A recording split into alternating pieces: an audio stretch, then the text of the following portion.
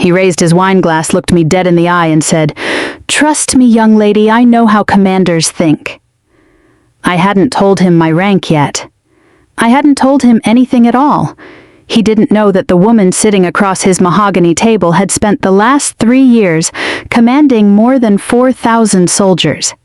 He didn't know he was about to spend an entire dinner explaining warfare to the one person at that table who actually understood it. By the time dessert came out, he would wish he'd asked one question instead of 100 assumptions. My name is Naomi Ward. I'm 46 years old, and for the past 3 years I've held the rank of colonel in the United States Army, commanding a brigade of soldiers whose names I know, whose families I've written to, whose worst days I've carried home with me more nights than I can count. But none of that mattered to Richard Mercer the evening I walked into his dining room. To him, I was just the woman his son had been seeing for 2 years, the one he hadn't quite figured out how to categorize yet. Richard raised his glass that night with the easy confidence of a man who had never once in his life been told to sit down and listen. "I've spent 30 years working with the military," he said, swirling the wine like it was part of the performance. "Trust me, I know how commanders think." I set my fork down slowly. Beside me, I felt Daniel go rigid. "The biggest problem with today's army," Richard continued, warming to his own voice, "is that too many people get authority before they've earned respect." I looked at him for a long moment.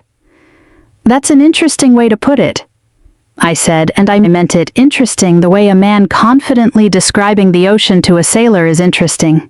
He had no idea he was explaining military command to a woman who had spent the better part of a decade living the answer to every question he was about to ask me. 3 days earlier, Daniel had told me his father wanted to meet me properly, not a quick hello at a restaurant, a real dinner at the family estate outside Richmond, the kind of evening where a man like Richard Mercer decided things about you before you'd even taken off your coat.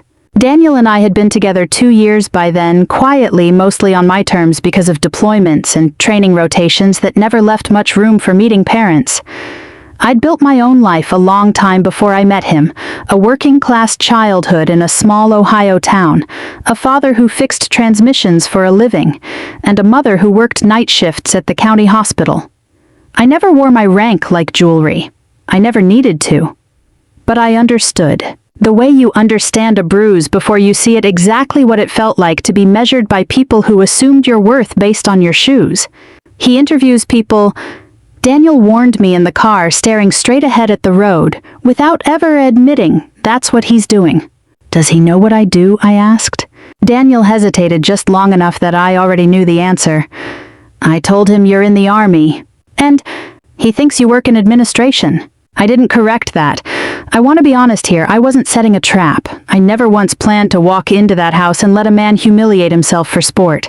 That's not who I am, and frankly, that's not what discipline teaches you. Discipline teaches you patience. It teaches you to let people show you exactly who they are in their own time, using their own words. Then let him ask. I told Daniel. And that was the last thing either of us said before we pulled through the estate's iron gates. The Mercer property sat behind a long gravel drive lined with manicured hedges, the kind of landscaping that costs more per month than most families make in a year. I drove up in my own sedan. Nothing flashy, nothing that made a statement, because I've never needed a car to speak for me. I wore a simple navy dress, low heels, small earrings my mother gave me before she passed. Nothing about my appearance was designed to impress or to disguise. It was simply me. Richard was already standing at the top of the front steps when we pulled in, arms crossed loosely, watching the driveway the way a man watches an approaching negotiation. I saw him glance at the car first, then at me as I stepped out and smoothed my dress. I watched something shift behind his eyes in that half-second, a calculation quiet but unmistakable, the kind men like Richard Mercer make instinctively and never think anyone notices. Before he'd even extended his hand to shake mine, Richard Mercer had already decided what I was worth. He smiled anyway, the practiced, hospitable smile of a man raised to be polite even when he's already made up his mind. "Naomi," he said warmly, taking my hand in both of his. "It's wonderful to finally meet you. Likewise, Mr. Mercer." I said, and I meant that too, in the neutral way soldiers mean things when they're still gathering intelligence. We walked inside together, Daniel a half step behind us, and for a moment I thought maybe I'd misread the whole thing. Maybe the driveway glance was nothing. Maybe I was bringing old scar tissue into a room that didn't deserve it yet. Then, as we crossed into the front hall, I heard Richard lean toward Daniel and murmur low enough that he thought I couldn't hear in the particular tone men use when they think a woman is out of earshot but well within judgment. "She's not exactly what I expected." I kept walking.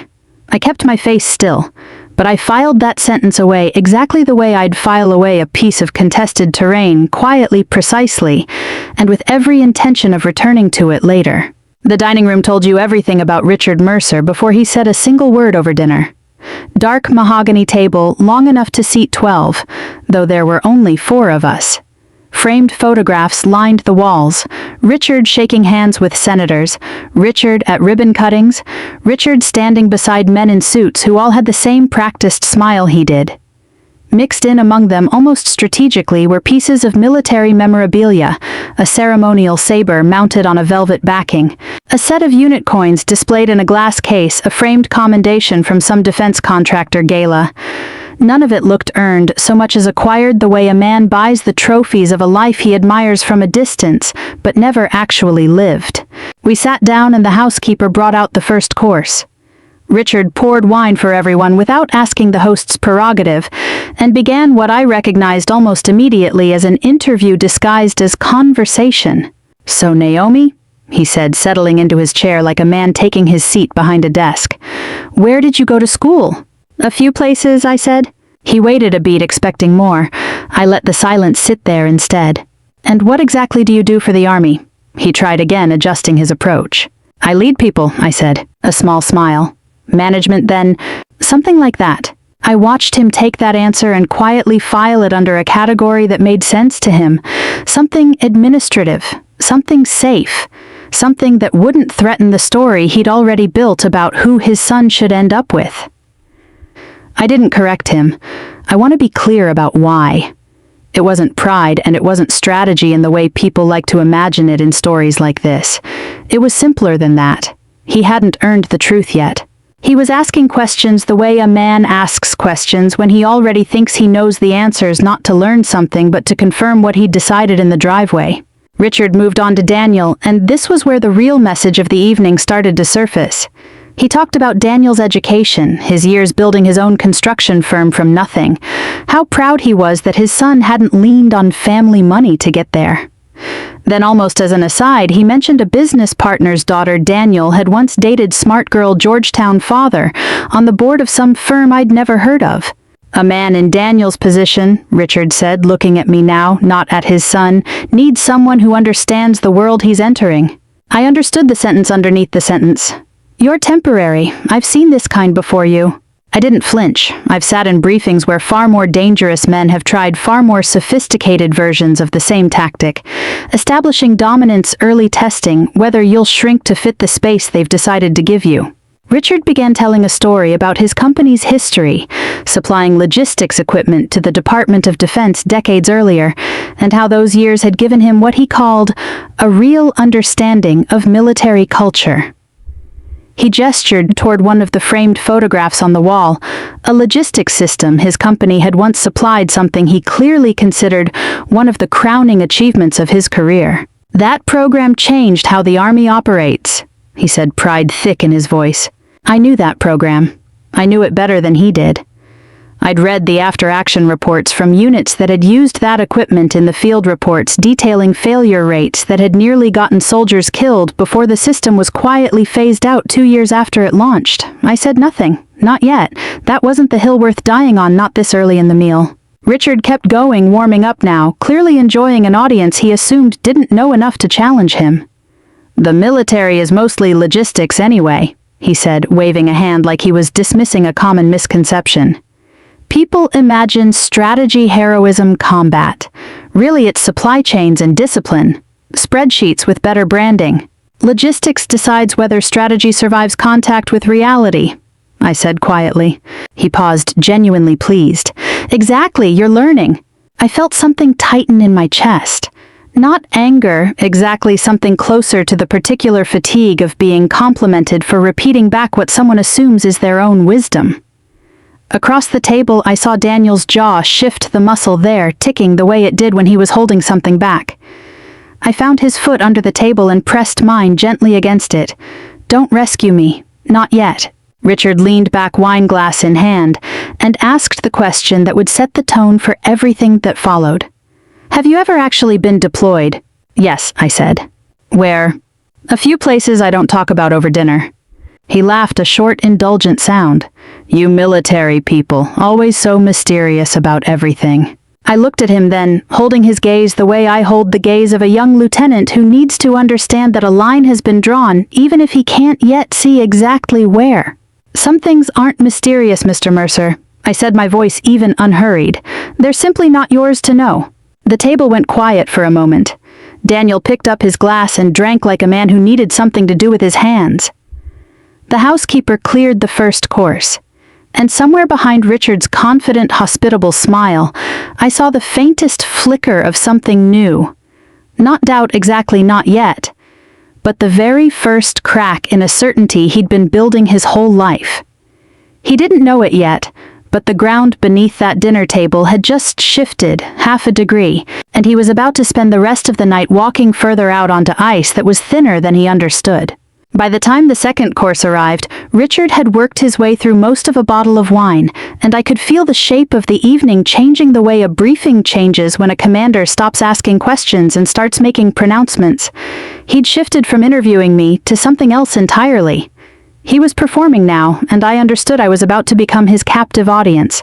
It started with something on the news that afternoon, a segment about an overseas conflict, the kind of surface-level coverage that gives people just enough information to feel informed, and not nearly enough to actually understand what they're watching.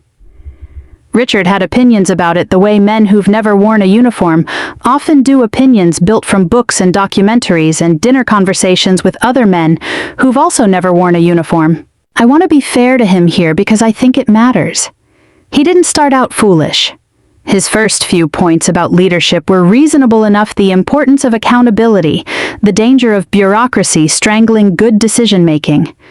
If I'd met him at a fundraiser and heard him say those first few sentences, I might have nodded along. But confidence in men like Richard tends to be a runaway train.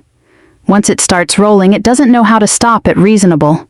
"I've sat across the table from Generals Naomi," he said, refilling his glass without asking anyone else if they wanted more. "Real commanders have presence. You know the moment one walks into a room." "Do you?" I asked. "Absolutely." He said it like a man laying down a trump card.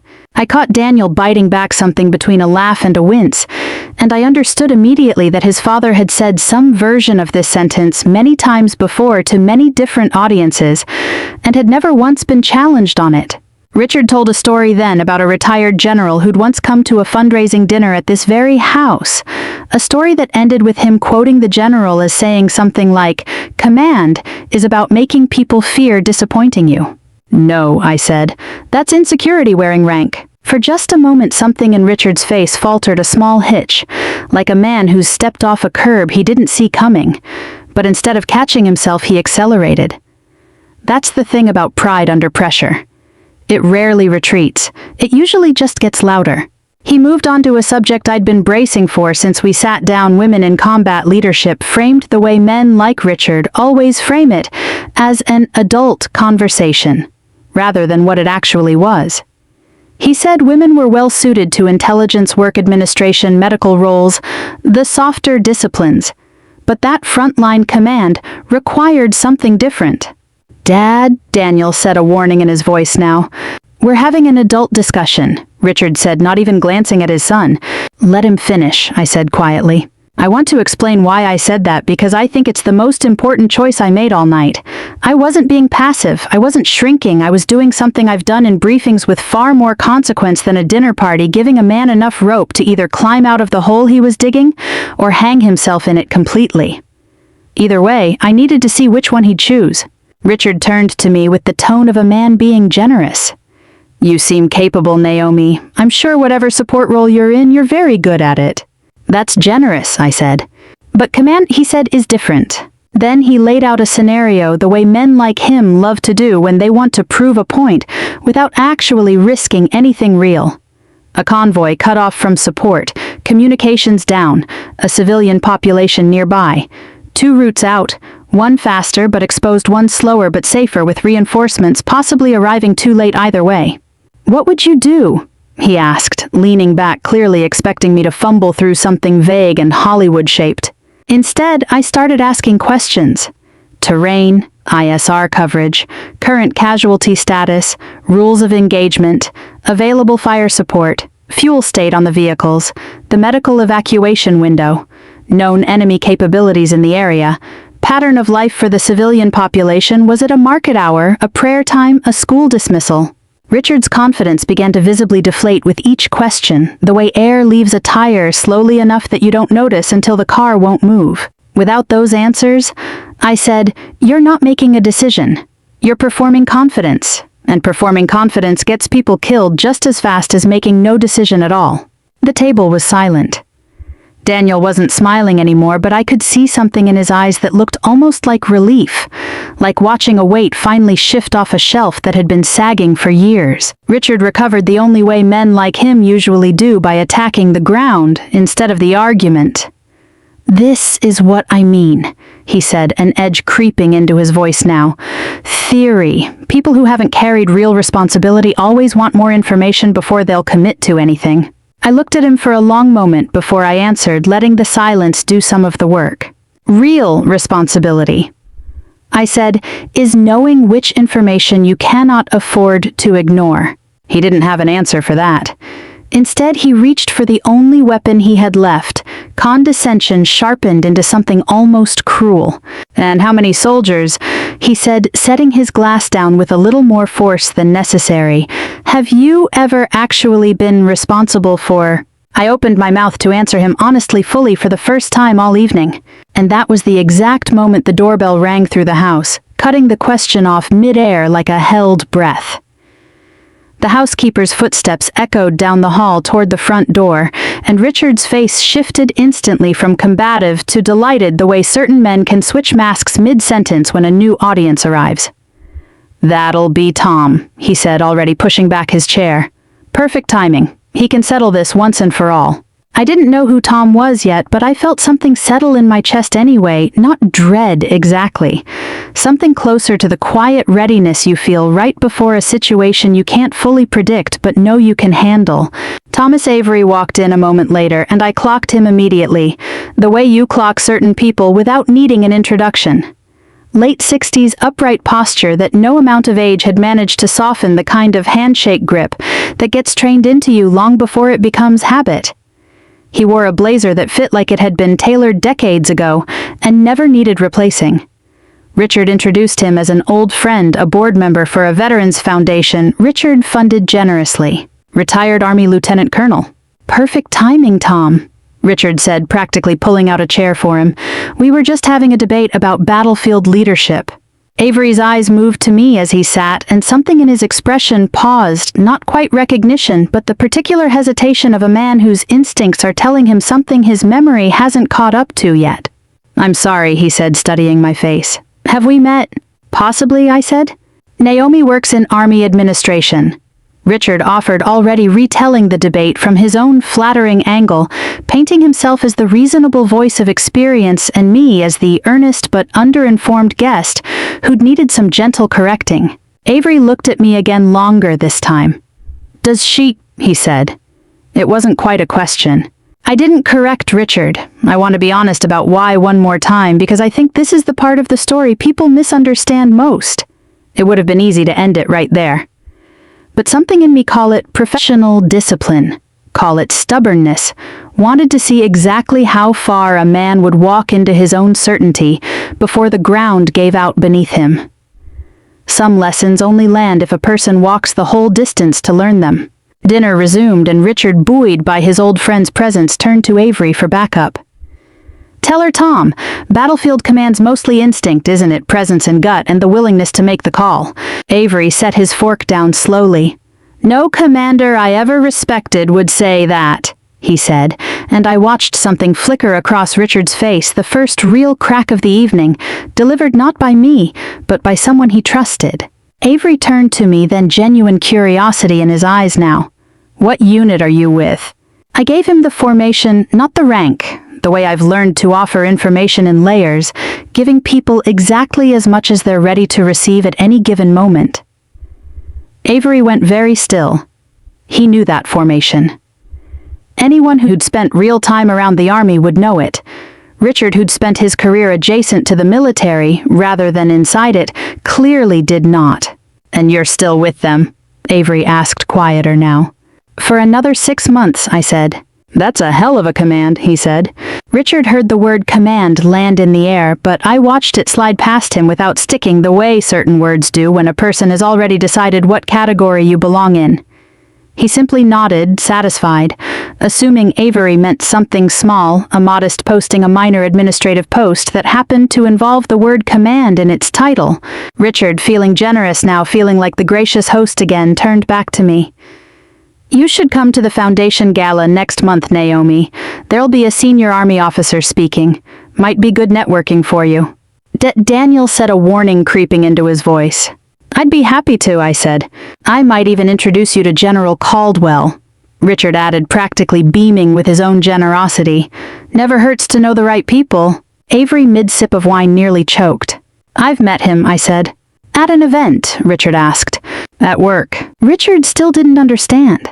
I could see it plainly now, the way certain assumptions build such thick walls around a person that even direct evidence bounces off without leaving a mark. Then he said the sentence that finally pushed past careless into something sharper, something that made Daniel's hand tighten around his napkin. "Look, Naomi," Richard said, his tone gentling into something almost paternal, almost kind, which somehow made it worse. "You're clearly intelligent, but my son is building a serious life. At some point, you're going to have to decide whether the army is a career or just something you're doing until real life starts." "That's enough," Daniel said, his chair scraping back an inch. I put my hand lightly on his arm. "Not yet." "What does real life look like to you, Mr. Mercer?" I asked instead. "Building something that lasts," he said without hesitation, gesturing vaguely at the house, the photographs, the legacy he'd spent a lifetime constructing. I looked at the military memorabilia on his walls, the framed commendations, the ceremonial saber he'd probably purchased at an auction, and never once carried into anything resembling danger. "I agree," I said simply. The room sat in an odd, charged quiet after that. Avery finished his glass and stood preparing to leave, and as he reached out to shake my hand goodbye, something shifted in his posture without him seeming to notice it happening, his spine straightening, his chin lifting slightly. The unconscious physical response of a man whose body remembered respect before his mind had fully caught up to why. "It's an honor, ma'am," he said quietly. Richard heard it. I watched the words land somewhere behind his eyes, turning slowly like a key, trying to fit a lock he hadn't realized existed. The front door closed behind Avery, and for a moment the house felt different. Quieter, but not peacefully so. The kind of quiet that comes right before a storm decides which direction to move. Richard walked back into the dining room slower than he'd left it, and when he sat down he didn't pick his fork back up. He looked at me instead, something working behind his eyes that hadn't been there 20 minutes earlier. "What was that about?" he asked. "You should ask Tom," I said. "I'm asking you." I didn't raise my voice. I never do. It's not how I was trained, and honestly, it's not how I am. I turned instead to Daniel because there was one thing I needed on the record before I said anything else. "Did you ever lie to your father about me?" I asked him directly. "No," Daniel said, and he meant it. I'd known that already, but I needed Richard to hear him say it out loud. I looked back at Richard. "Then everything you assumed tonight, you supplied yourself." I watched that sentence do exactly what I intended it to do. Not accuse him, just hand him the mirror and let him decide what to do with his own reflection. He didn't like what he saw. Men like Richard rarely do at first. "Fine," he said, a defensive edge creeping into his voice now, the wine loosening whatever restraint he had left. "What exactly is your position?" I set my napkin down. I sat up a little straighter, not out of theater, just out of habit, the same way you square your shoulders before delivering a briefing that matters. "Colonel Naomi Ward," I said. United States Army. I command the brigade Tom just recognized the name of. The silence that followed had weight to it. I watched it settle over the table like something physical. Richard blinked, and for a moment I actually saw him try to laugh it off the way people do when reality moves faster than their ability to process it. "You're joking." "She's not joking, Dad," Daniel said quietly. I gave him the rest in plain terms. How many soldiers fell under my command, the deployments, the responsibilities that came with the rank, none of it delivered with pride or performance, just fact laid out the way you'd read off coordinates. I didn't list medals. I didn't tell war stories. The shorter I kept it, the heavier it landed, and I understood that instinctively, the same way I understand troop morale, sometimes silence carries more authority than any speech could. "You're a colonel," Richard repeated, like saying it again might change the answer. "Yes." "A brigade commander." "Yes." He turned to Daniel, something almost wounded in his expression now. "You knew." "For 2 years," Daniel said. "Why didn't anyone tell me?" "I answered that one myself because it was mine to answer." "You never asked," I said. "You explained." I watched the words land somewhere deep, somewhere past the wine and the ego, and 30 years of being the smartest man in every room he'd ever walked into. His face reddened, not from embarrassment alone, but from something more complicated, the particular sting of realizing you built an entire evening on a foundation that never existed anywhere except inside your own assumptions. He wasn't ready to fully surrender yet, though. Pride doesn't collapse in one blow. It usually needs a few more attempts to catch its footing first. "Then why sit here," he said, "and let me make a fool of myself?" "I didn't make you do anything," I said evenly. "You could have corrected me." Every time I spoke and I said, "You corrected me." That landed harder than anything I'd said all night, and I watched him search for a foothold, something to grab onto that would let him keep even a fragment of the ground he'd been standing on all evening. "Rank doesn't make you right," he finally said, reaching for the last card he had left. "I agree completely," I said. I watched the surprise cross his face. He hadn't expected agreement, hadn't built a counter for it. And that was exactly the point. Because rank had never been what this was about, not for me. It never needed to be. "Which is why I never brought up my rank tonight," I continued. "You did, over and over in every assumption you made before I ever opened my mouth." I let that breathe for a second before I finished it. "You decided what I knew based on my dress, my car, my family, and what you thought my place beside your son should be. Not one of those decisions had anything to do with who I actually am." I kept it short. I've learned that the most important things rarely need a paragraph. A sentence delivered clean and true does more work than any speech ever could. Richard sat there, and for the first time all night he had nothing ready to say back. My phone buzzed against the table just then, breaking the silence. I glanced at it, a message about tomorrow's schedule. "Everything okay?" Daniel asked, his voice gentle, checking on me the way he always did. "General Caldwell moved tomorrow's briefing to 7, I said. Richard's head came up sharply. "Caldwell, the man you offered to introduce me to," I said, watching it settle over him slowly like a tide finally reaching ground it had been approaching all along. "He reports to the command I'm coordinating with," I added quietly, and let the sentence sit there unadorned, needing no further explanation at all. The gala was 3 weeks later, and honestly part of me almost didn't go. Not out of spite and not to make any kind of point. I've never needed a room full of strangers to validate what I already know about myself. I went because the foundation Richard funded did real work for military families, the kind of work I respected regardless of who was writing the checks, and because turning my back on that over one uncomfortable dinner would have said more about my character than his. I wore my dress blues, not for Richard. That's important to understand.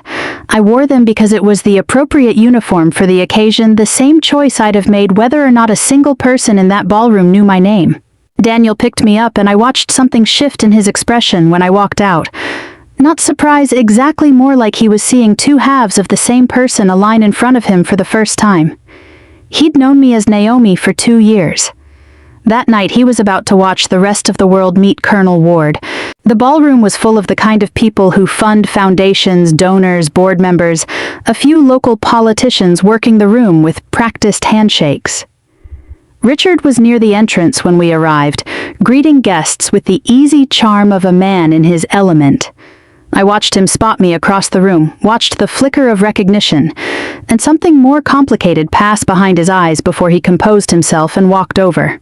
"Naomi," he said a little stiffly, "you look—" He paused, seeming to search for the right word, landing somewhere between formal and genuinely unsure. "You look like you belong here." "I do belong here," I said simply, and left it at that. What happened over the next hour wasn't something I orchestrated. I want to be honest about that because I think it matters more than anything I could have said myself. Richard simply got to watch from a distance what my actual life looked like when it wasn't filtered through his dinner table assumptions. A group of veterans near the bar noticed my uniform first, and one of them, a man in his 60s with a Vietnam service pin on his lapel, came over just to shake my hand and thank me for my service, the kind of gesture that happens quietly without fanfare all across the country every day. Two junior officers from a different command there, representing their unit's charitable partnership with the Foundation, straightened noticeably when they saw my rank insignia, addressing me with the kind of automatic respect that isn't taught so much as absorbed. Then a woman approached, mid-50s, elegant, holding herself with the particular composure I recognized instantly, the composure of someone who has survived something unbearable and built a life around the survival. She took my hand in both of hers. "Colonel Ward," she said, her voice catching slightly. "I don't know if you remember me. You wrote to me after my son." I did remember her. I remembered the letter, the version I'd rewritten 4 times because none of the words felt sufficient for what I was trying to say to a mother who'd lost her only child under my command. I held her hands and told her I remembered every detail, and she cried briefly, quietly, and thanked me for something I'd never once considered a kindness, just a responsibility I couldn't imagine walking away from. I glanced up during that conversation and caught Richard watching from across the room, his glass forgotten in his hand, something changing in his face in real time. This wasn't a debate he could win with a hypothetical scenario about convoys and civilian populations. This was just my life laid bare in front of him, uninvited and unrehearsed.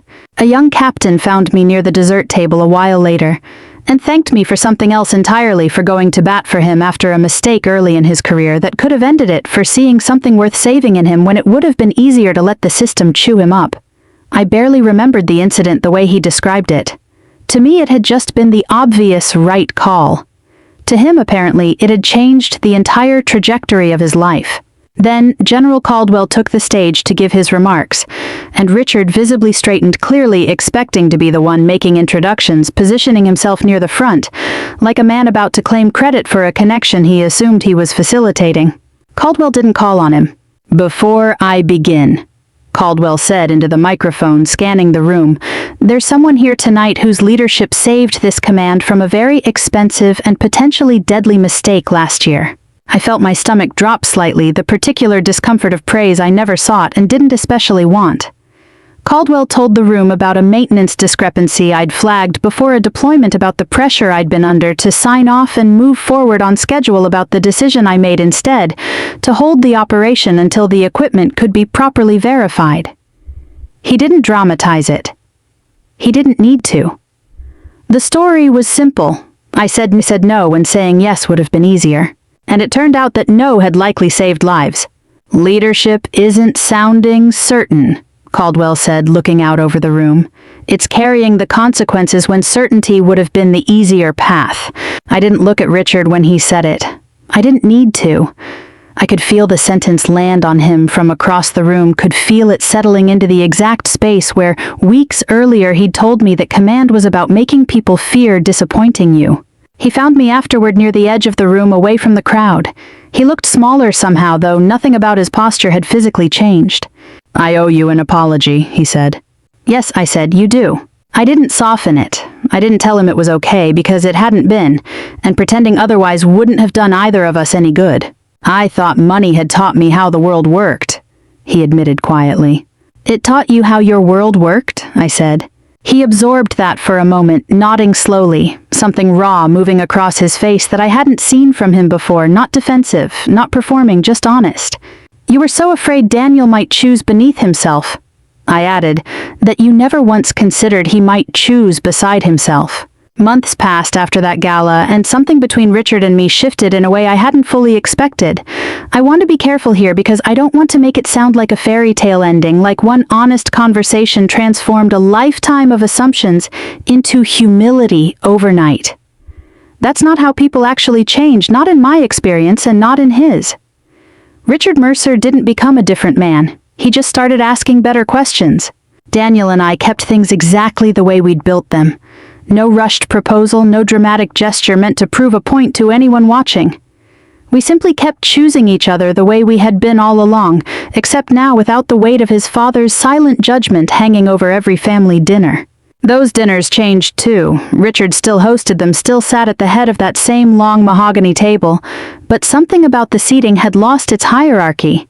He stopped conducting interviews disguised as conversation. He stopped constructing hypothetical battlefield scenarios designed to prove a point he hadn't earned the right to make. Mostly he just listened, which I came to understand was probably the hardest adjustment of his entire life. One Sunday evening, several months after the gala, we were sitting in that same dining room. No interrogation this time, no seating games, just the four of us, and a meal that felt for the first time unremarkable in the best possible way. Richard set his fork down at one point and looked at me across the table, something almost hesitant in his expression, which was unusual enough on its own that I noticed immediately. "Can I ask you something?" he said. "About command." "Sure," I said. He turned his wine glass slowly between his fingers, choosing his words with more care than I'd ever seen him use before.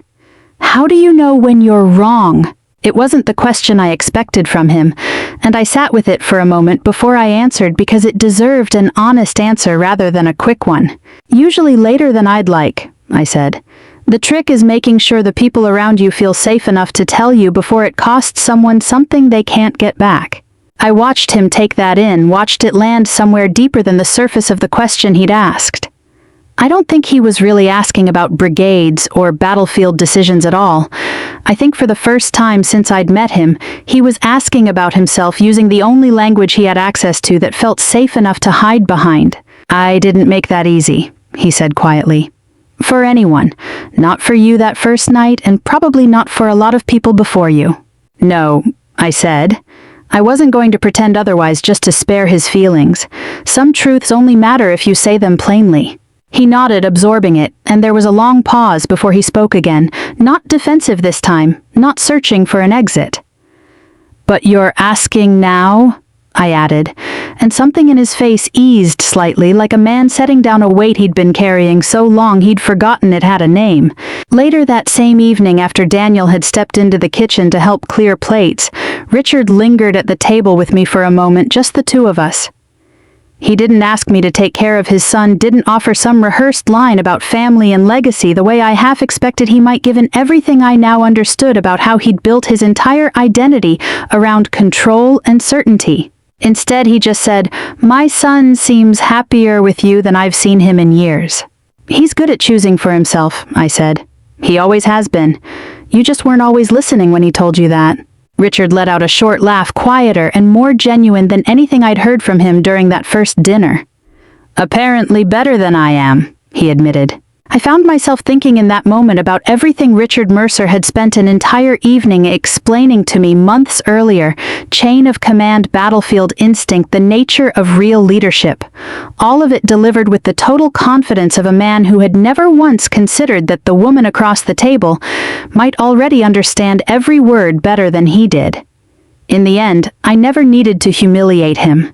I never needed to expose him in some dramatic reveal, never needed to beat him at whatever game he thought we were playing.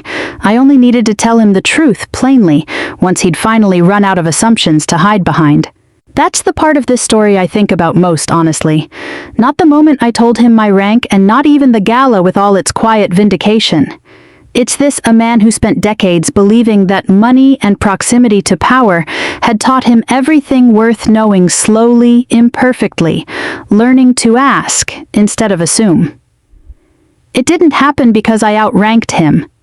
It happened because somewhere along the way, he became willing to consider that the person across the table might know something he didn't. Authority can make people listen. Money can make people agree, at least to your face, at least while you're signing the checks. But neither one can make you a leader. Leadership only begins the moment you're finally willing to discover that the person sitting across from you might understand something about the world that you never will, not because you weren't smart enough, but because you never once thought to ask. If you've ever been the person someone judged by your car, your clothes, or where you came from, if you've ever sat quietly at a table while someone explained your own life back to you incorrectly, I want to hear how they finally found out the truth. Tell me in the comments where you're watching from, and what happened when the truth finally caught up with them. We share stories like this every single day, the real ones, the ones about people who had to prove nothing except patience. So if this one meant something to you, stay with us, subscribe, and let's keep walking through these stories together, one honest table at a time.